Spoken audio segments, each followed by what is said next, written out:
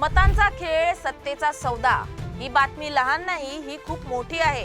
राहुल गांधींच्या आरोपांनी आज संपूर्ण देश हादरला आहे. त्यांनी पत्रकार परिषदेत जे आकडे सादर केले ते केवळ धक्कादायक नाहीत, तर लोकशाहीच्या मुळावर घाव घालणारे आहेत. 1,00,000 फेक मतं, एकाच मतदार यादीतून हजारो डुप्लिकेट नावं, बोगस पत्ते, एका पत्त्यावर शेकडो मतदार, आणि हे सगळं कर्नाटकातील महादेवपुरा मतदारसंघात घडलं असं ते म्हणतात, जिथे भाजपाने फक्त 32,707 मतांनी विजय मिळवला. आणि राहुल गांधी म्हणतात की 1,02,50 फेक मतं तयार झाली.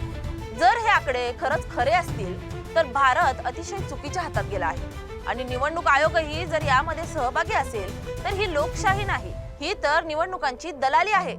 पण दुसरीकडे एक प्रश्न उभा राहतो, जर राहुल गांधींची माहिती खोटी असेल तर मग हे पहा की ही केवळ सत्तेसाठीच रचलेली राजकारणाची योजना आहे.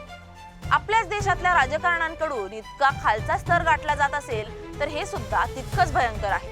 दोन्ही बाजूंनी परिस्थिती गंभीर आहे. खरं कोण बोलतंय, खोटं कोण मांडतंय, हे ठरवायचंय आता देशाच्या जनतेनेच.